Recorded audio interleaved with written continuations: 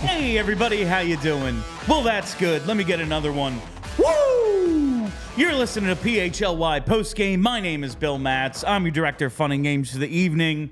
Two-Show Tuesday ends with, I gotta quote JJ because it was a great one. OT in OT. Owen Tippett ends it against the Devils. You know, this was, and I want to talk tonight. Joining me, as always, Philadelphia's #1 hockey beat reporter, Charlie O'Connor. Can't get too far ahead of myself. Yeah. Have to introduce you. Get the intro. It's just, it's an exciting one, man. This was, I'm just really starting to feel it. Like, I know it's a Tuesday against the Devils, but like, for a lot of reasons, this was a great test. I said on our live show today from Reading Terminal Market, if you caught it, it was a great time. The podcast went live. If you haven't seen it yet, you might want to check it out.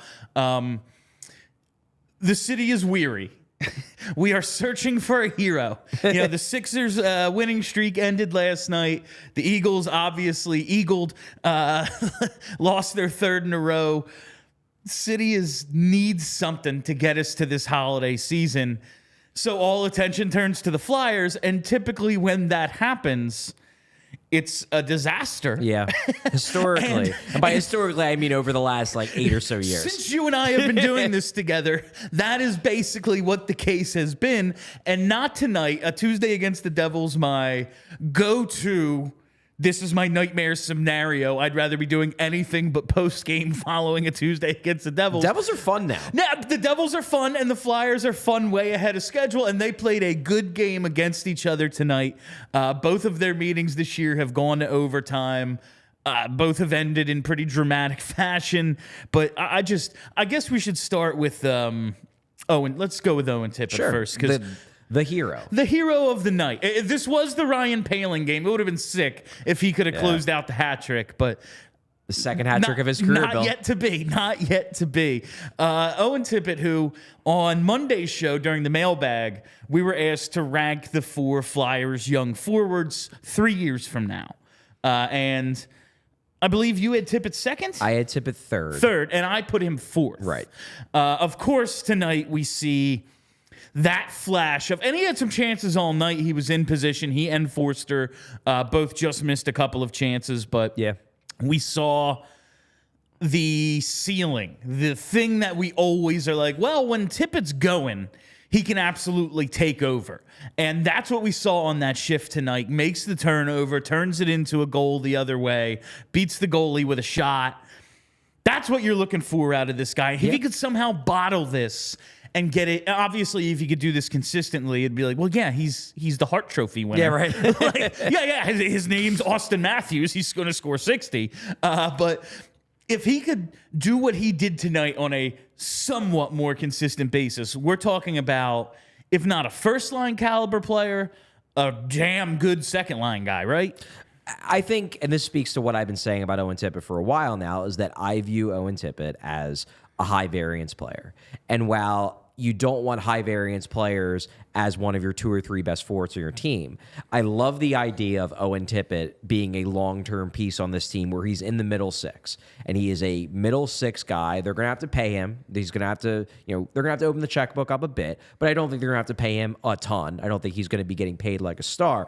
But he's the kind of guy who I want as one of my depth scorers, because I would almost rather, in terms of the way I'm building a team, I would rather have, if I have 2 guys who score 50, 55 points a year, and that's what they're ultimately going to deliver, I'd rather have the guy who, gets those points in bunches and or has his really good games be games where he wins you a game, rather than being a guy where, he's more consistent. I'm fine with a guy like Owen Tippett being a little inconsistent, as long as you're not overpaying him to be inconsistent. But the concept of inconsistency is more acceptable when the highs are as high as they are with Owen Tippett. And we saw tonight how high his highs can be. Legitimately, we always use the baseball reference, but I always think of the Pat Burrell, is he your best player? No. Will he carry your offense for 2 weeks? Yeah, he will. And like that sort of that high variance like you're talking about, like, yeah, a guy who gets 2 assists every 3 games, that's nice.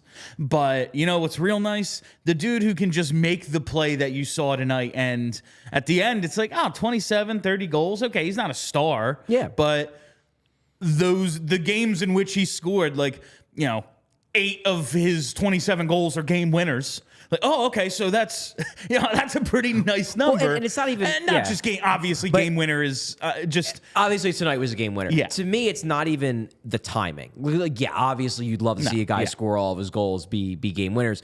It's the fact that, and this goal is a perfect example. It's the fact that he can create goals for himself out of nothing. He does all 3 things. Yes. Like there are some guys where, they're going to get you points, but they have to be involved in a play with multiple teammates. They have to have help. Yeah, they have high hockey IQ, and they're good passers or whatever. Owen Tippett on this play, like that goal happens for one reason. Owen Tippett's on the ice. Owen Tippett steals the puck and then rips one by the goalie. That goal was manufactured by one man, Owen Tippett, and there are not that many guys that can do that, not just on the Flyers, but period. And I'll be willing to accept some inconsistency from Owen Tippett, knowing that he has the ability to change a game in the way that, and like, I think Joel Farabee is a better player than Owen Tippett. I do not think Joel Farabee has the game-changing ability that Owen Tippett has. Interesting. And that's why I think Owen Tippett can be valuable for this team for years to come, because you need guys like that who can create something out of nothing. I think Tippett is one of those guys who can. I really liked what I saw in this game from... I thought tonight against a Devils team that hasn't got the results that they were looking for this season. They've dealt with some injuries. Obviously, the goaltending is killing them. But it's a tough matchup for the Flyers in that it's just a fast, skilled team, great power play. Yeah. I mean, just the firepower, unbelievable that they have. Yeah. Some high-end talent. It's a tough matchup, and they've played them tough a couple of times. The Devils are built essentially the way that the tank crew wants the Flyers to be built. Yes. With like 6 or 7 top 10 picks, and they just have the high-end guys that can just do what Owen Tippett does, but consistently. And I thought it was like the guys who stood out to me tonight were an interesting group. I'm obviously Owen Tippett. I mentioned Tyson Forster. Thought he played a strong game. Obviously, like, all right, if you don't finish the chances, it's how much can I really, you were great. He wasn't great, but I noticed him a lot. And then there's Ryan Poehling, another guy who plays hard, a guy who plays with a lot of pace and can create a little bit more offense for you than some would have guessed maybe. And I want to talk about Poehling a bit because big game tonight, obviously. I mean, 2 goals. That's almost got that hat trick. But a couple of goals tonight. He finds himself back in the top 9 this time because Scott Laughton demoted. Right. And just looking at those 2 kind of switching roles, with Poehling jumping up to be 3rd-line center, Laughton dropping down to the 4th line. Ryan Poehling turns 25 in a couple of weeks. He'll be 25 on January 3rd. Laughton will be 30 a week or 2 after the parade down Broad Street. I said it. There we go. Poehling now has 4 goals, 9 points on the season, averaging just over 13 minutes. Laughton, 2 goals, 13 points on the season, just under 16 minutes. If Poehling can maybe, because this age, this 24, 25 range is right when Scott Laughton started to show maybe there's a little bit more there than nice little grinder for you. Yep. Started to show there was a little more. If Poehling can somehow kind of exceed Laughton in that role, kind of replace him, would that make Scott Laughton expendable to this team? Well, I mean, I think you can already make the case that depending upon what the return would be, that Scott Laughton could be traded. I don't think they're going to trade him in season. He's too important to what they're trying to build in terms of the culture, in terms of him being a team leader. He's still the only guy who's wearing an A, so it's not like they're going to trade him at the deadline or whatever. I don't see that happening. But Yeah, the big thing that Poehling has going for him is age, and that's really what it boils down 5 to. years Because younger. I do think right now we're comparing Ryan Poehling after his big game and Scott Laughton while he's struggling at his absolute worst. Like, he is playing poor hockey straight up. He's just not playing at his normal level. I do expect him to bounce back. However, when you have one guy who's 6 years younger than another guy and you're looking to make this into a long-term thing, yeah, there's an element here where Poehling could be that guy who ideally is on your fourth line but has the skill to play up in the lineup. I don't think he is as balanced of a player as Scott Laughton. I think Laughton has a little bit more of a well-rounded skill set as compared to Poehling. However, Poehling's a lot better of a skater, and Laughton isn't slow. Just Poehling is legitimately fast. Poehling's fast, yeah. And if they look at it as Poehling can be our fourth line center and we can move him up in the way that we move up Laughton when things happen, then yeah, it does make it easier. Maybe not from a cultural standpoint, but from a lineup standpoint, it makes it easier for you in the offseason. The next time another team sends you a compelling offer, maybe now you don't say, no, we can't afford to lose Scott Laughton. It's definitely possible this is just a slump for Scott Laughton. We're also looking at a guy who maybe this was always his ceiling. I feel like maybe has overachieved a bit over the last couple of years. I mean, obviously, last year, 18 goals. That's not... Well, he also got a ton of ice time. He got a ton of ice time because the team was terrible. Someone had to play. And so good for him. But 18 goals in 78 games from Scott Laughton, I don't think anyone believes oh, that's who he is. Yeah, I agree. No. He played maybe a little bit over his head the last few years. What if now he's 29, he'll be 30 by the end, or when the season ends, he'll turn 30. What if this is just kind of okay, this is what happens to a guy like him who was never a dynamic player to begin with? I just wonder now, we go back a few years even to when they gave him the extension. It was well, we're either going to trade you or give you the extension, and they extended him. Have they now, after hearing, oh, yeah, they could have got a first-round pick, maybe missed that opportunity? I don't know if they've missed I don't think they've missed the opportunity to trade him. Maybe they're not going to get a first-round pick. However, I do want to say that, we don't have any actual confirmation that a team offered a first-round pick. This has become gospel in Flyers world that they turned a first-round pick and more down for Scott Laughton. I do not know if there was ever this enormous package that has people so angry they didn't trade Scott Laughton. However, yeah, they probably missed their chance to sell as high as possible on Scott Laughton. I do, however, think that if they were to put him up for auction in the offseason, there would be multiple teams interested. I don't think this is a case of Laughton has become a negative value asset. And again, we're talking about him in the midst of a slump. He's not playing well. I fully expect at some point this season for him to start playing better and for him to end up back in the top 9. I do not think this is who he is. That said, he is turning 30 now. In May, I believe his birthday's in May. Yeah.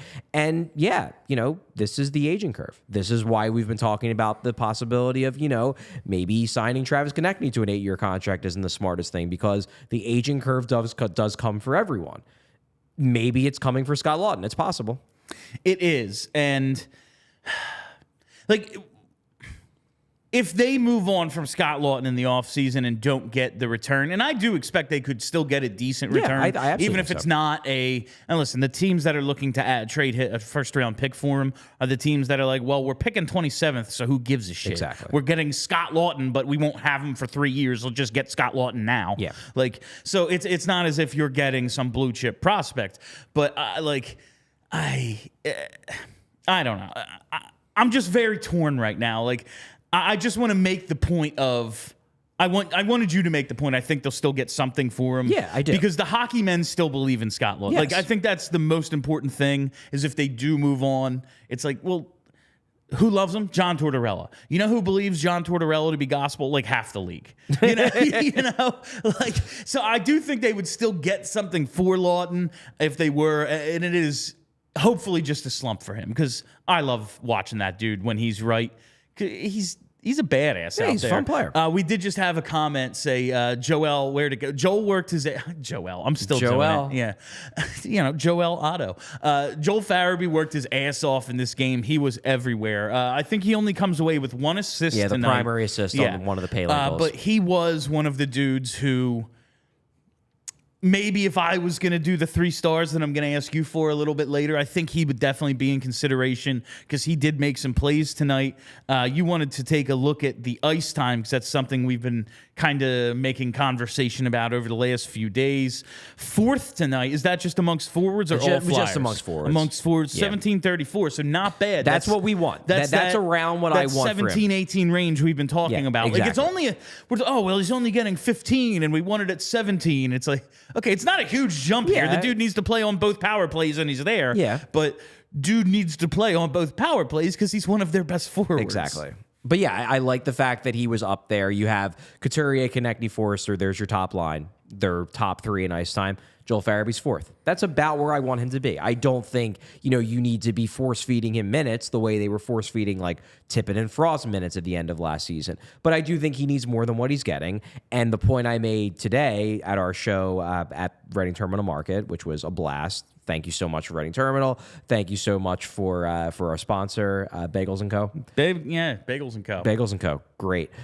Great bagels. Anyway, the point I made is that the 2 guys who I think he should be taking minutes away from are Cam Atkinson and Scott Laughton, who we just talked about.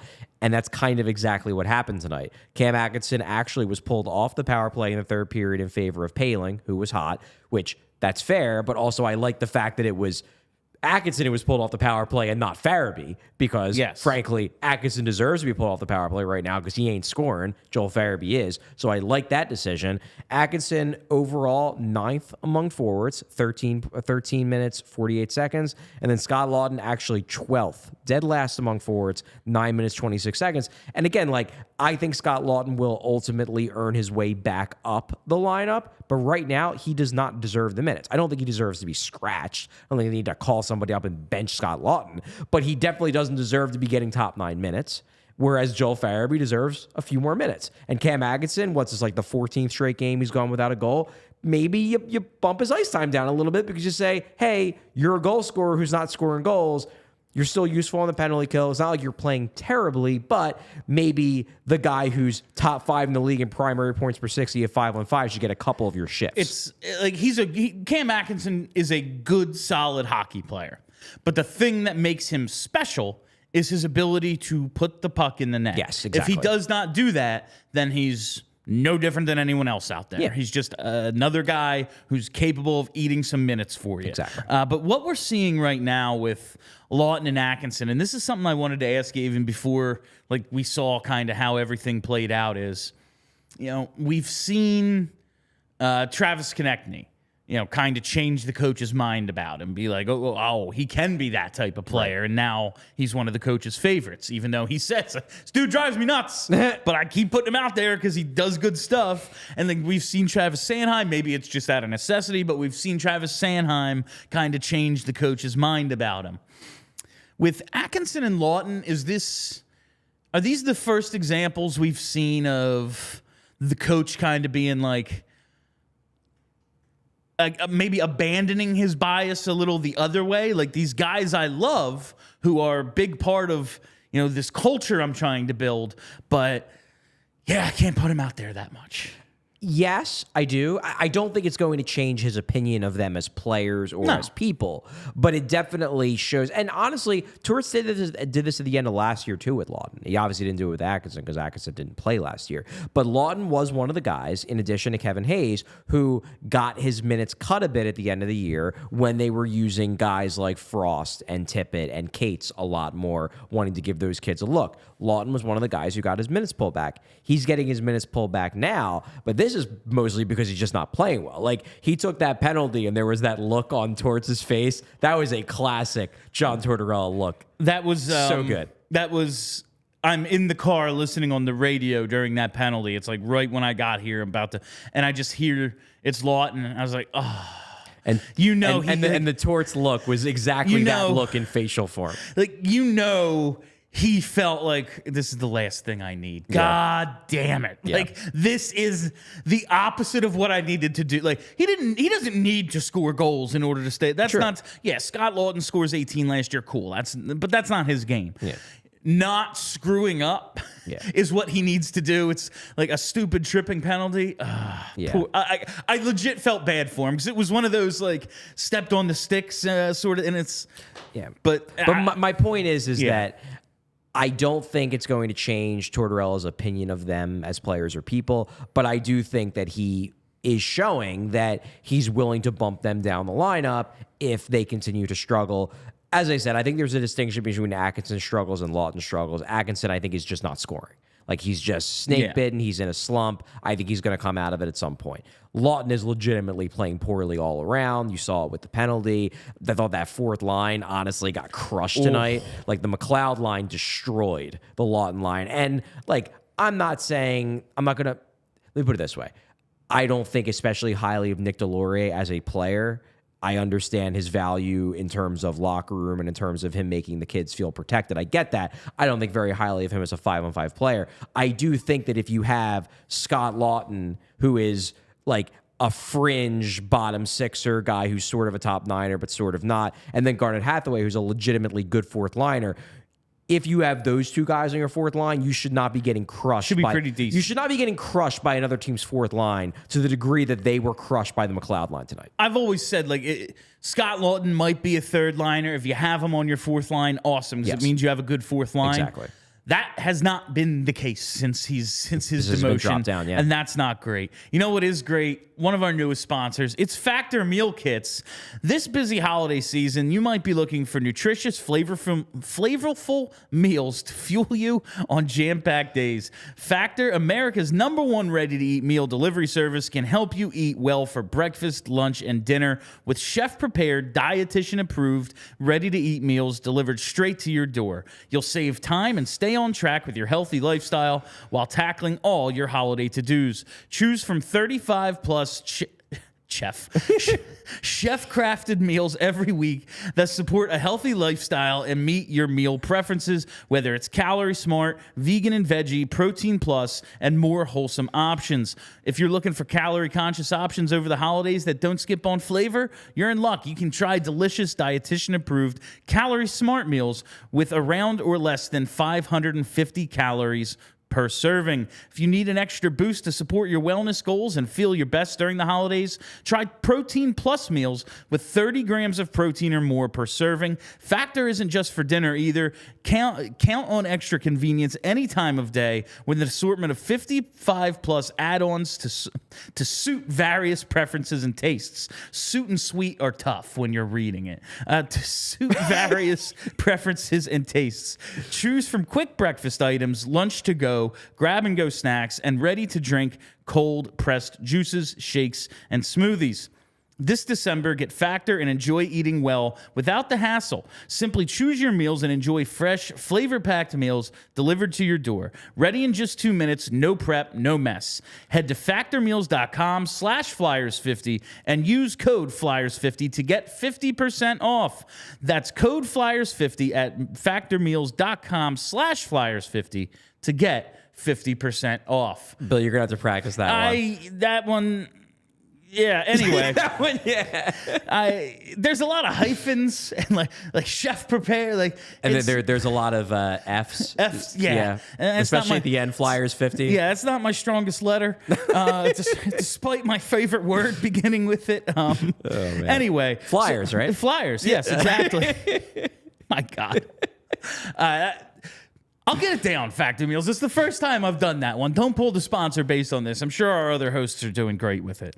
I do want to talk about this rivalry with the Devils, because this game, I won't say it got like chippy or physical. Obviously, that brand of hockey's probably gone until the playoffs throughout the league. Yep. And I understand it's a real long season. Guys would die. There'd be no playoffs. But well, they survived back in the day. So the game is 150 times faster than it was back then as well. Like Bobby Orr, it's like, yeah, like everyone's as good as him now. Yeah. Like it's anyway, this rivalry with the Devils, like both of their games have gone to overtime. This 9-game point streak started with an overtime loss to the Devils. They've now gotten them back with an overtime win.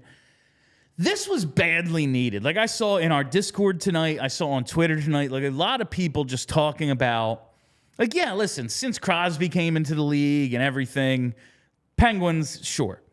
But for most people, like, you know, millennials, we're not that young anymore. Yeah, right. Like, we grew up, and it was, like, in my mind, the Devils won a pair of cups that basically, like, Flyers were whited out on, you know? And, like, this rivalry being what it is very exciting. Like, I've never really had it for the Rangers. Like, screw New York and all that. It's never really meant anything to me with the Rangers. The Devils, though, like, I'm from New Jersey. A lot of people that I know are Devils fans. It was like my neighborhood was divided. Right. It was like gangs. We would fight in street hockey, you know? Oh, like, man. I am just really happy that this could, like, be a thing again. And we saw the Devils rebuild. They have all these really great young players. And it's like, oh, well, now the Flyers are rebuilding, so it might not line up again. It looks like it might, and that's pretty exciting.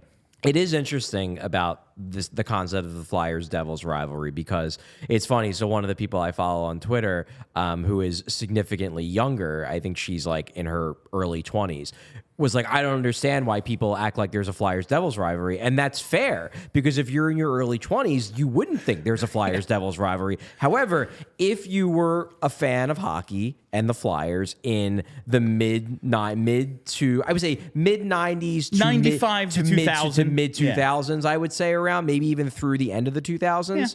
Yeah. They met in 2012. Yeah. You loathe the Devils. I mean, I am a Flyers journalist. I still despise the Devils franchise. I do not think the New Jersey Devils should exist. I think it's insane that you have two teams in New York City and then a third team in the New York City suburbs in North Jersey, because North Jersey is the New York City suburbs. I do not think the Devils should exist. And I'm still angry that the Devils basically ruined the sport of hockey by implementing the trap and doing their whole thing in the mid to late 90s. So I hate the Devils. It's funny how, like, it's now getting to the point where you have to be like over the age of, say, like 28 to hate the Devils, because anyone younger than that is like, well, who cares? They're the Devils. They're fun. They're a fun team. Brodeur, why hate them? The guy from those Enterprise rent-a-car commercials. Why do you hate Marty Brodeur? Like, because I do. Yep. Because I could watch a game for 5 minutes and know, oh, we're not scoring tonight. Well, might as well do something else. Like, that's why. No, and it's just, no, like, I absolutely. I have so many reasons to hate Marty Brodeur. It's so freaking many, and I just do I need to bring up do I need to bring up Marty Brodeur's sister-in-law? Do I need to bring that story up? I always get Brodeur and Chipper Jones, whatever their ridiculous things were, confused. He had an affair with his sister-in-law, and then they ultimately got married.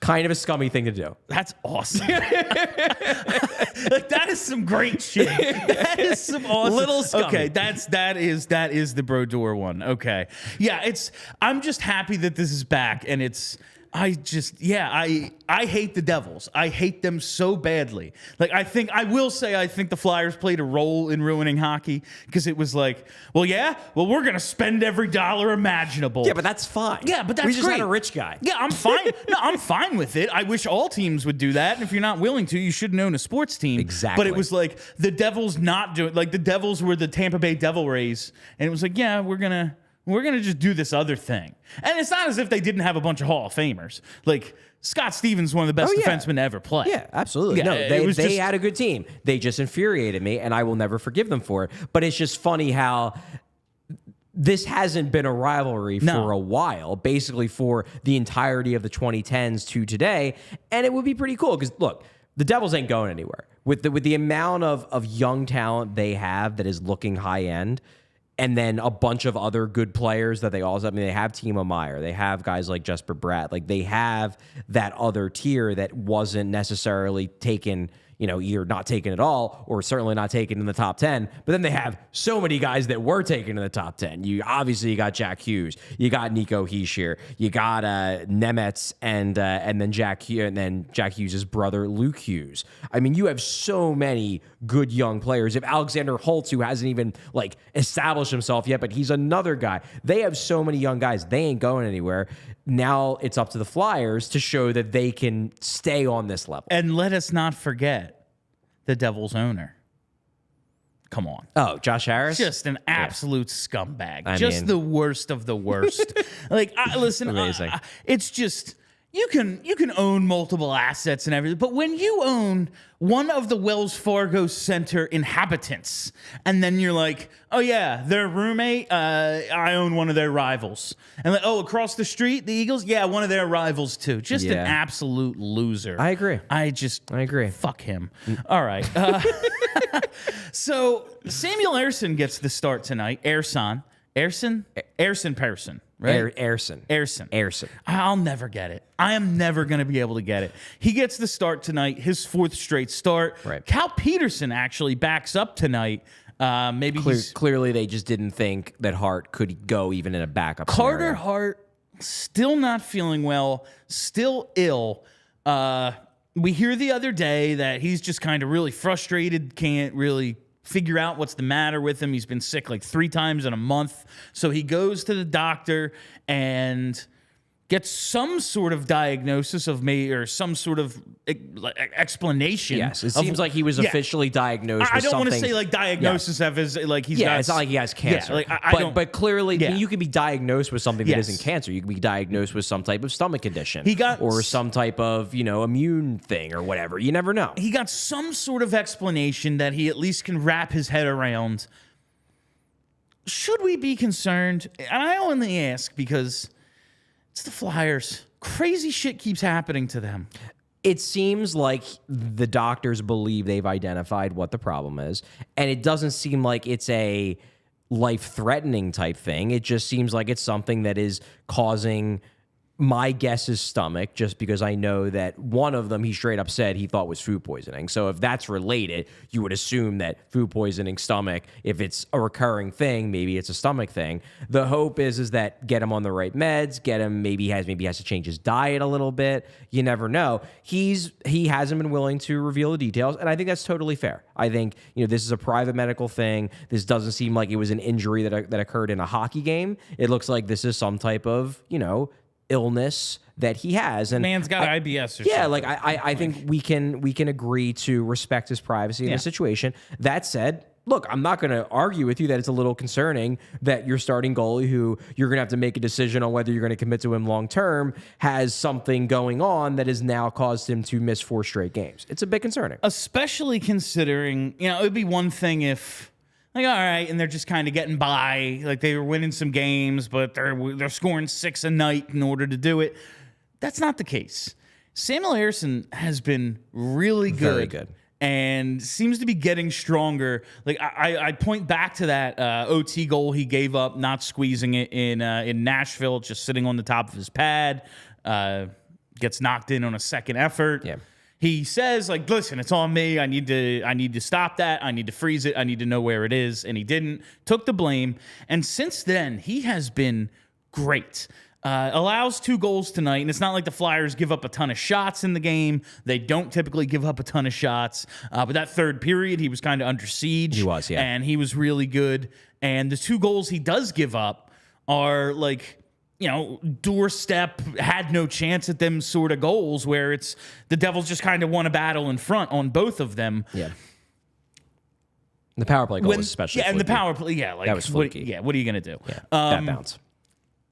At a certain point, we're seeing Ersson get a ton of time now because there's no Carter Hart. Could this be going towards, he's just so good we have to play him, even though they've been reluctant to do that thus far? Well, I think before this stretch, they kind of fallen into a rhythm where Ersson was getting at least 1 game a week, and I like that. Now, Ersson's playing really well. I didn't have a chance before the game to look this up, but I'd love to see what his numbers are if you take out those, like, even just those first 2 games. Let's include the one he came in relief of Hart, but just those first 2 games, I imagine his numbers are pretty freaking good. I am very much a Sam Ersson believer, and I think on our last show here, not the one we did this afternoon at the Reading Terminal, but our last show here, our Mailbag Monday show, I said that I do think that the emergence of Sam Ersson, because I believe he can be a legitimate starting NHL goalie, does give me more hesitation in terms of locking Carter Hart up long term. And I still hold to that. I think Sam Ersson can be a number 1 goalie at the NHL level. I think he's good enough. And while I think Carter Hart is a legitimately good starting NHL goalie, the more time passes, the less convinced I am that he has another gear. Like, this might just be who he is. And to be honest, who he is right now is pretty darn good. He's a good NHL starting goalie. You can win a Stanley Cup with Carter Hart as your starting goalie easily. But if you have another guy who's basically also that and is younger and cheaper, I think you have to seriously consider the possibility, and obviously the Hockey Canada thing complicates things, but you have to seriously consider the possibility of thinking about maybe planning for Ersson to be the guy 2-3 years down the road and not Carter Hart. Carter Hart is going to cost them a decent chunk of change no matter which way you look at it. Big goalie contracts scare the shit out of me. And I know the cap's going up. I know they have some expiring contracts. They're probably going to be able to make things work and not be in a ton of cap trouble. Also have to factor in the like $12.5 million they have to give Elias Pettersson. So just throwing that in. But also, and we talk about the cap going up, and it is. It's going up $4.5 million. No, and it's going to go up more over the next few years, and that's important. But what you have to remember is that just having the ability to keep all of your players, that's not enough to win. Like, what you need to do if you want to build a team that is cup worthy is you have to have a lot of guys providing value far beyond what they're being paid. And if you're signing Carter Hart to like a $6-7 million a year contract, do I think, like, to me, that's a risk, number 1, because goalies are fluky. They're weird. They get hurt. They break down. I have no idea if that's going to happen to Carter Hart or not, but it's a risk that you take into account if you sign him to a 5, 6, 7 year deal. In addition, I don't know if he's better than a $6-7 million a year goalie. Like, the way you win in the NHL is you have $4 million. You have an $8 million guy and a $4 million contract. You have a $10 million guy on an ELC. You have a bunch of guys getting underpaid because that's the point of a cap world. You have to try to fit the best team under a cap ceiling. And if Carter Hart is a $6 million a year true talent goalie and you're paying him $6 million a year, yeah, you've got the stability of knowing you have a good goalie, but you're not gaining any surplus value out of that deal. And that is my big concern with locking Carter Hart up to a big contract is I'm just not sure what kind of surplus value he provides beyond just the certainty of knowing you have the goalie position locked up, which is valuable, but suddenly it's not as valuable if you have another Carter Hart behind him who can provide that same thing for a lot less money. And just to put a bow on the Samuel Ersson, if you just take out those first 2 games, the 5 goals he gave up against Dallas, the 7 he gave up against Anaheim, .925 save percentage through the Detroit game, and then you look at tonight, he stopped 24 of 26 for a .923, so he's basically .925. I'm loving that. Like, that's number. what he has been. Yeah. Since start 3. Yeah. And like start 3 was the 2 goals on 9 shots. Yeah, that wasn't even that was the appearance. He came in late. Yes. It was not the start. Yeah. So like he has been really, really good aside from the 2 starts he made when he hadn't played in a month. Like, that's pretty damn good. And I do think, I mean, I know this is a small sample size, and I'm the one who always is screaming small sample sizes, but I do get the sense that Sam Ersson is legitimately good at stopping breakaways. And if you're legitimately good at stopping breakaways, maybe he could be the shootout savior that the Flyers have needed ever since they implemented the shootout. It's absolutely incredible that they have one of these guys who's that good at this thing. Like, We'll see. Maybe he then gives up his next 5 breakaways or goals. He's going to give up some. Of course he is. He stopped a breakaway tonight. Like, he's really good at this. He's going to give up some because that happens. But that's something where, like, some goalies are better at breakaways than others. And we kind of hope that Hart was going to be better at it than he's proved to be. Not that he's terrible at it, but he didn't turn around the shootout thing when he showed up. Sam Ersson, so far, he looks pretty good at the shootout. So, hey. If you want to see this Flyers team we're talking about up close, you don't have a ton of opportunity to do them until after the new year. I think the next time they're going to be home after Thursday is January 3rd, maybe something like that. Might be after that. It might be like the following week. It's a while. This is your last chance to watch this team in person for Thursday, a little bit. Thursday against Nashville is the last time you get a chance. So you're going to want to check them out. You're going to want to check them out using Game Time, my friends, because buying tickets to your favorite event shouldn't be stressful. Game Time is the fast and easy way to buy tickets for all the sports, music, comedy, and theater near you. With killer deals on last-minute tickets and their best price guarantee, you can stop stressing over the tickets and start getting hyped for the fun you'll have. Game Time is the place for last-minute ticket deals. Forget planning months in advance. Game Time has deals on tickets right up to the day of the event. Just a couple of days now before that Flyers-Predators game. Get on it. You know, might be a hot ticket. This is the holiday spectacular they're planning. That's what I heard it called on the radio, the annual holiday spectacular. Also, hey, if you're looking for that last-minute stocking stuffer, who doesn't love tickets? Exactly. Who doesn't love tickets in the old stocking?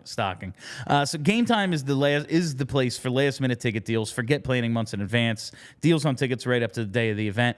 Get exclusive flash deals on tickets for football, baseball, basketball, concerts, comedy, theater, and more.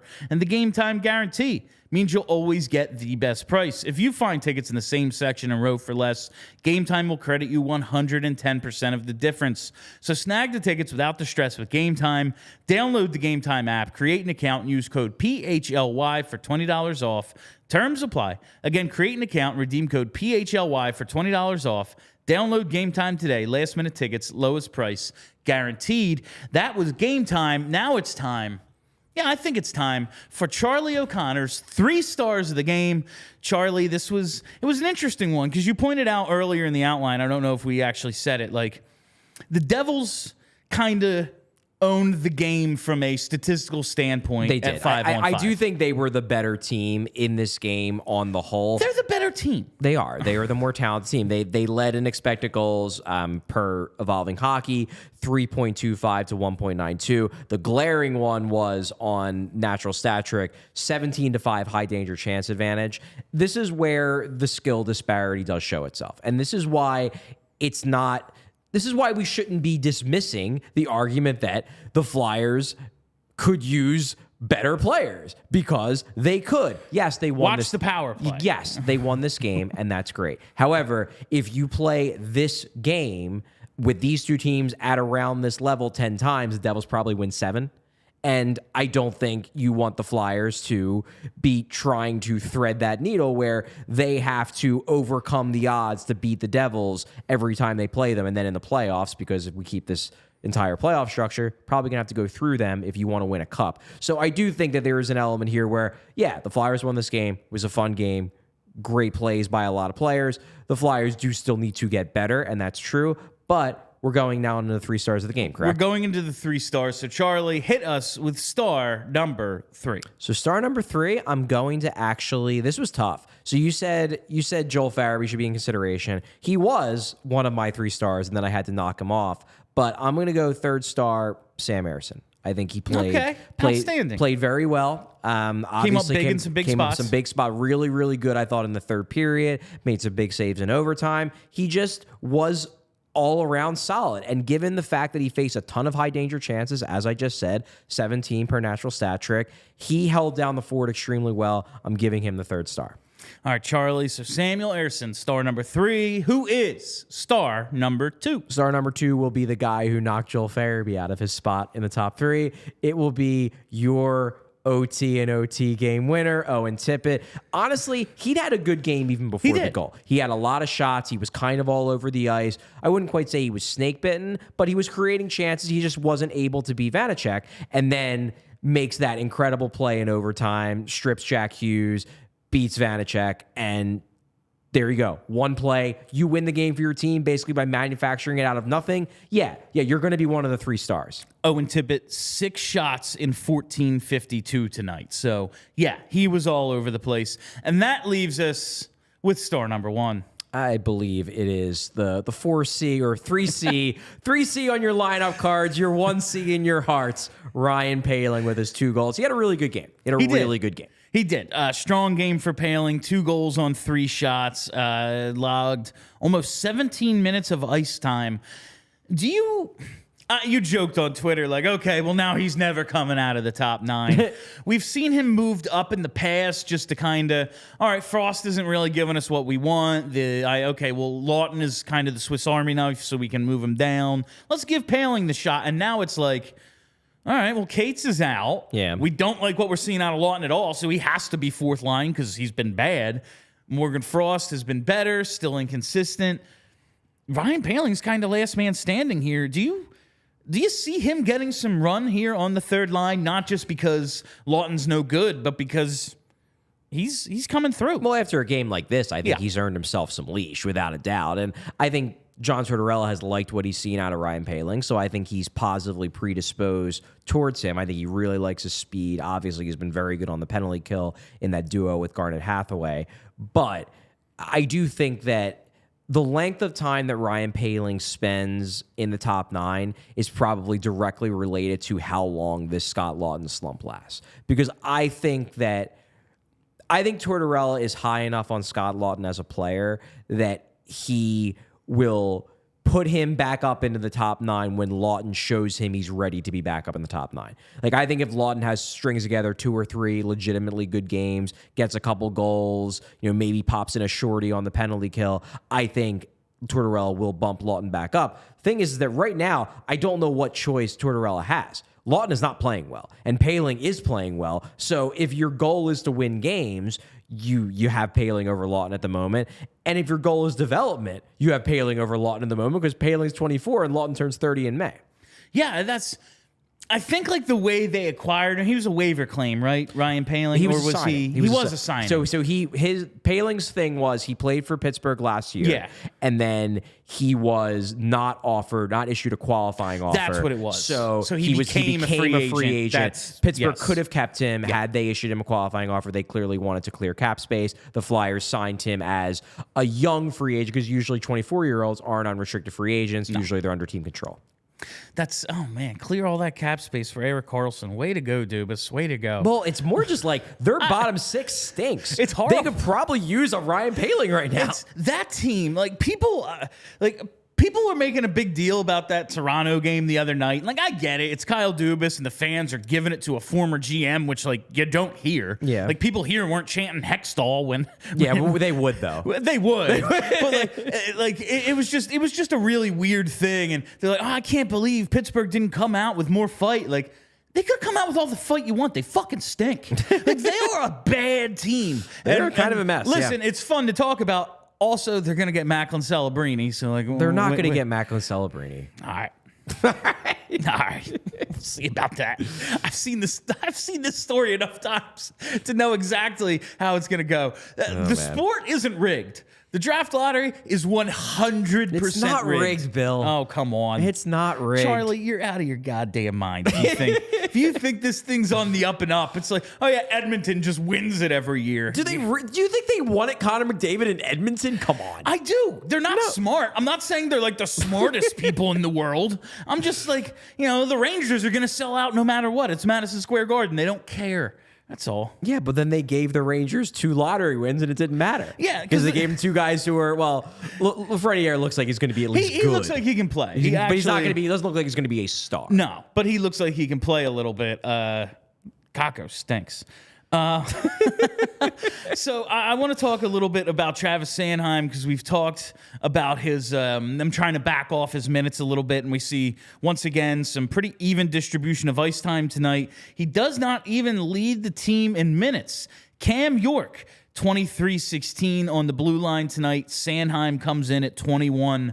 Of course, little York Yam Cork action here. Of course, York is getting power play time, and at this point, Sanheim isn't. is So not, right. they're basically even. Flyers 0 for 3 on the power play. I'm shocked. This is my shocked face. Just an unbelievable, just the freaking worst. But Sanheim makes the initial play on, I believe, the Flyers' first goal.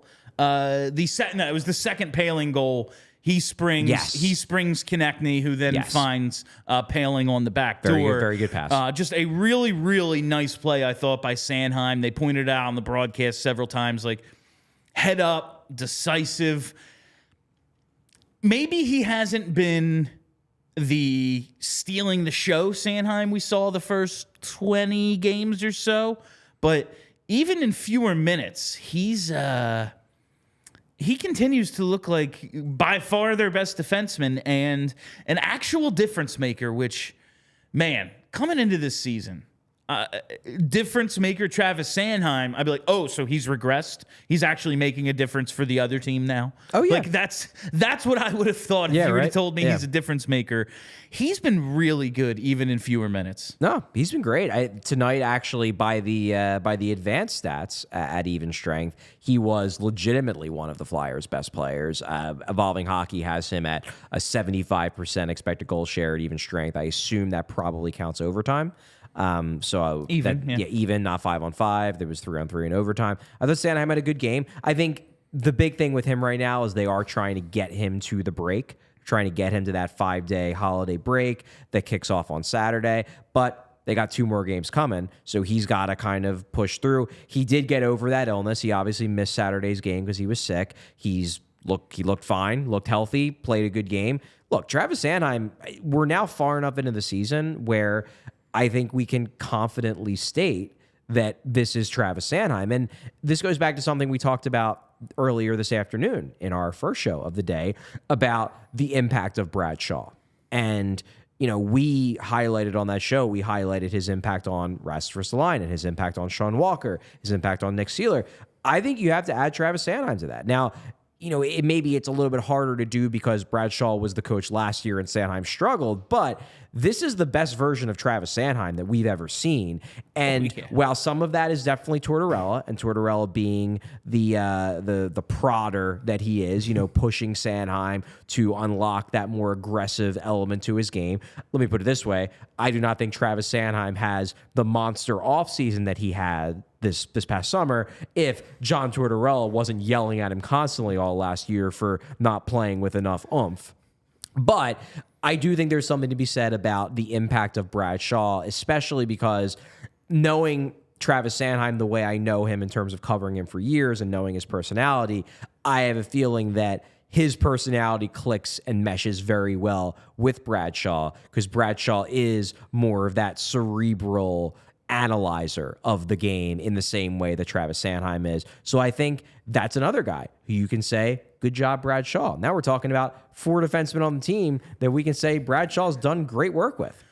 I can't, speaking of coming into, I came into the season saying this is one of the worst blue lines ever assembled. On paper, it did not look good. But, who the hell knew what Sean Walker was? Yeah. Who thought that Nick Seeler could take this sort of step? Rasmus Ristolainen, and it was like, all right, you made this point the other day. All right, yeah, nice season last year. Also, the previous 7, horrible. Yeah, real bad. So, chances are he's not very good.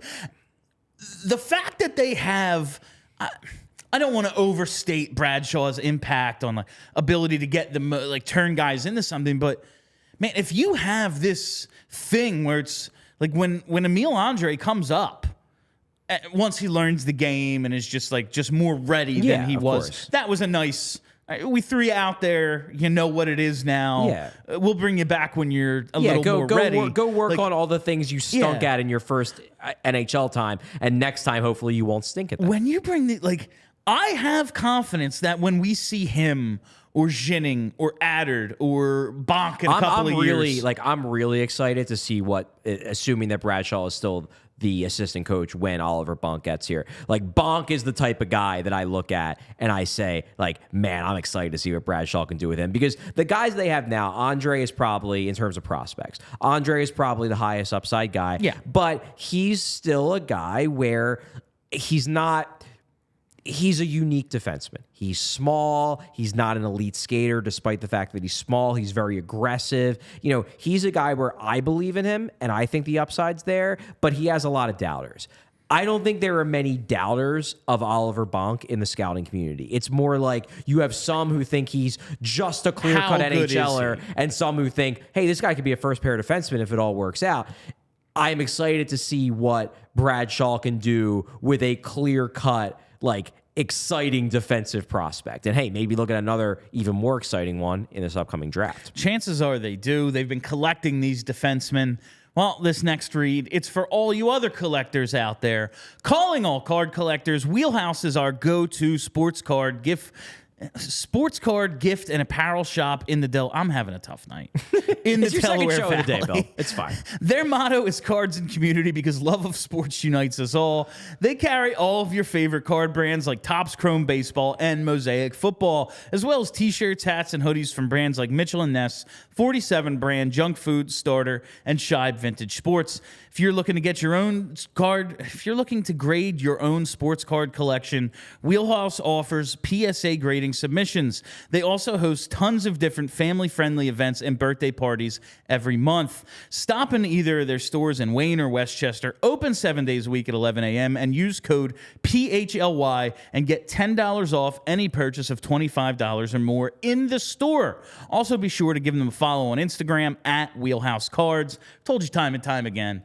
It's just more fun to go to the store, especially this time of year, looking for that perfect gift. You never know what it's really, it looks nice online. Is it chintzy? Is it something I actually want to give somebody and like be happy? Like the look on their face when I give it to them, is it really going to elicit the response I'm getting? Only way to find that out is in store. So stop in Wayne or Westchester at Wheelhouse Cards, PHLY promo code, $10 off. It'll be worth it, I promise. All right, as I try to just remaster the English language. As I said, this is our second show of the day. We're all running on fumes here.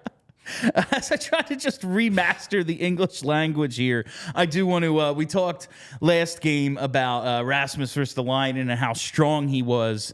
I thought like that early giveaway that leads wasn't great. when that leads to Jersey's first goal, I'm like, well, of course we sang his praises just a couple of hours ago, so he's going to follow it up with shit, old Rasmus is back. Yeah. But he was fine after. Yeah, the rest of the game was fine. It was a bad turnover and like.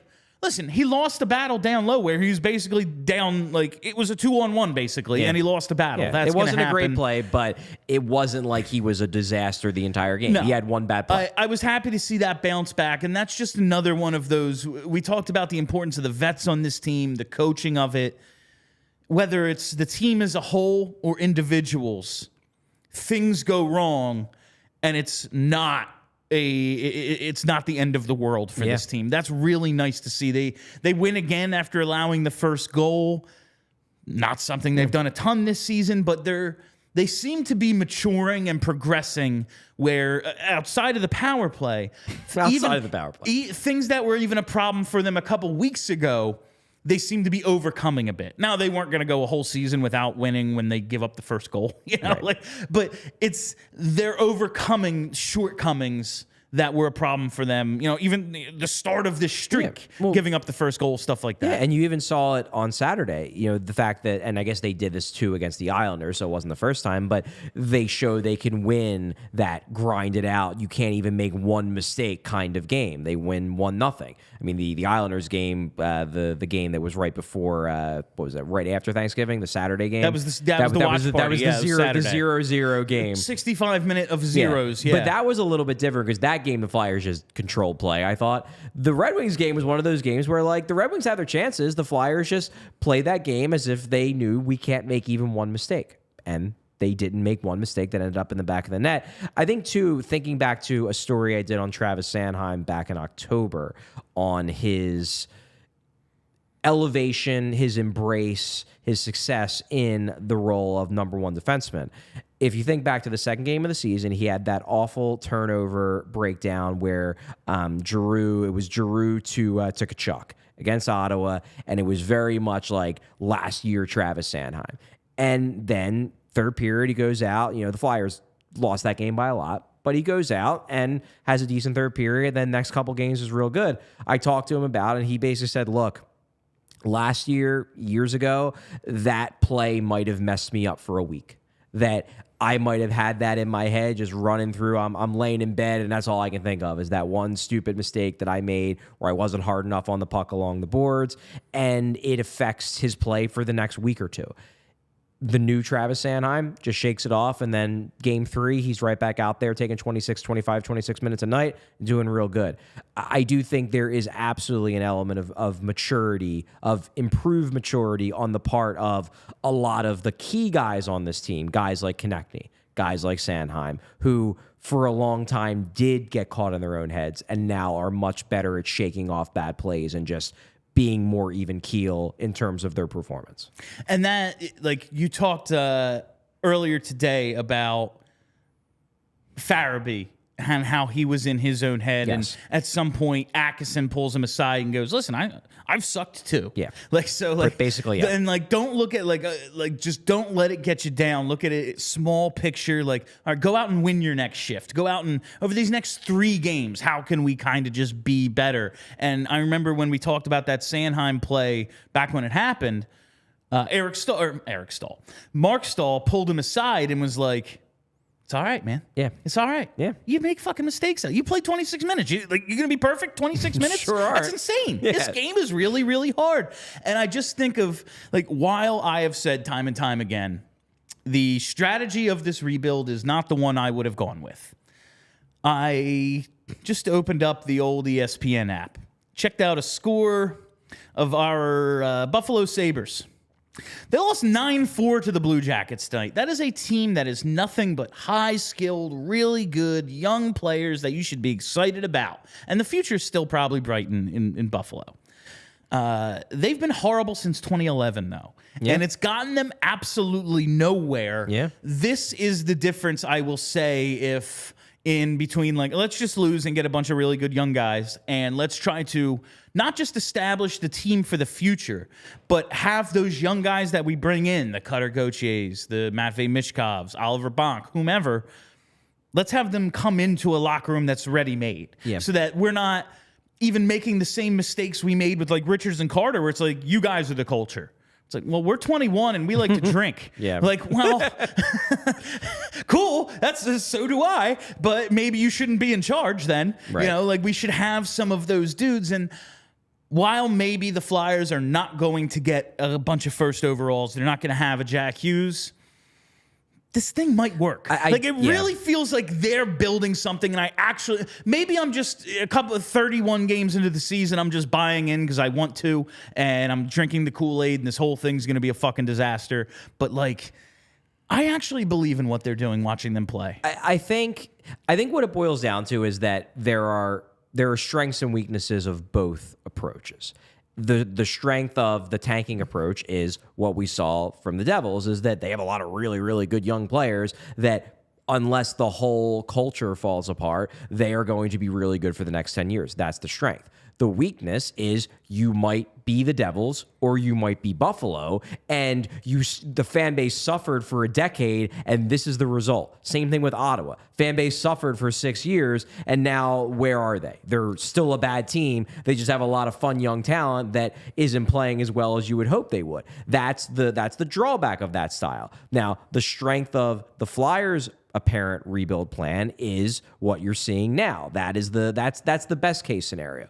The negative is you just aren't going to have as many of those high-end young guys. Doesn't mean they're not going to have any. Obviously, they have Michkov coming. Obviously, they have Gauthier coming. The hope is that maybe you nab another first-round pick in this draft, and maybe you come in with 3. Maybe you can get that number 1 defenseman somehow in this draft. That would be the ideal, but it just makes it a narrower path. However, even though the draft pick path is narrower, the developmental path probably is is wider because you just have more help. Like you mentioned about Mark Stahl, we talked about Cam Atkinson, about him, kind of patting Joel Farabee on the shoulder.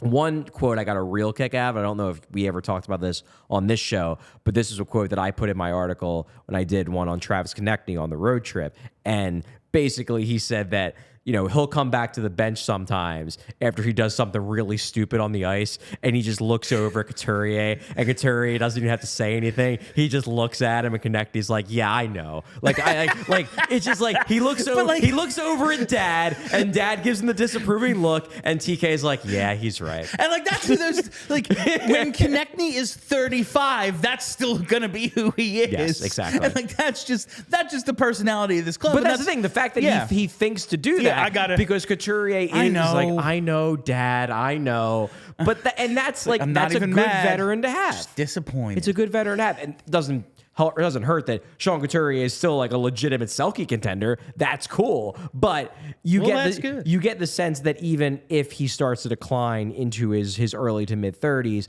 that he's still going to be a guy who you want around young players. You want him around Cutter Gauthier, and you want him teaching him the finer points of winning faceoffs at the NHL level, defensive zone coverage at the NHL level. Forever. But seriously, like Couturier is very much in my mind establishing himself as a guy who even if he ultimately ends up being overpaid at some point during this contract, I do not want to get rid of Sean Couturier. I want Sean Couturier to be on this team through the end of his contract, because I think even as he gets older, the cap will go up. His cap, it won't seem as onerous, as it's $20 million higher than it is today. But I also think he's going to provide a lot of value in terms of nurturing all these kids that they either already have on the team or aren't here yet, but will be a huge part of this in the future. And he's one of the last links to Ed Snyder. All right, before we wrap up, I just want to... You said a few minutes ago the Devils are going to be good for a long time unless things just fall apart. Yeah, How much fun is it going to be if their Achilles heel is goaltending for this whole thing? Oh, that would be real funny. That will be so... It would be karma in the best way. So freaking sweet. Yeah, you know what? They got Brodeur. They deserve it. Yeah, they got Brodeur. They got the guy who wanted to be with his sister-in-law. It's fine. Now they get to deal with bad goaltending. That'll be fine. And that is all the time we have for you on PHLY Postgame. Thank you all for listening. Thank you for hanging out. If you haven't already, hit that subscribe button. Make sure you have your alerts set here on YouTube. Never miss a live show. Follow the podcast. Follow us on Twitter at PHLY_Flyers. My name is Bill Matz for Charlie O'Connor. Have a great week, Philly.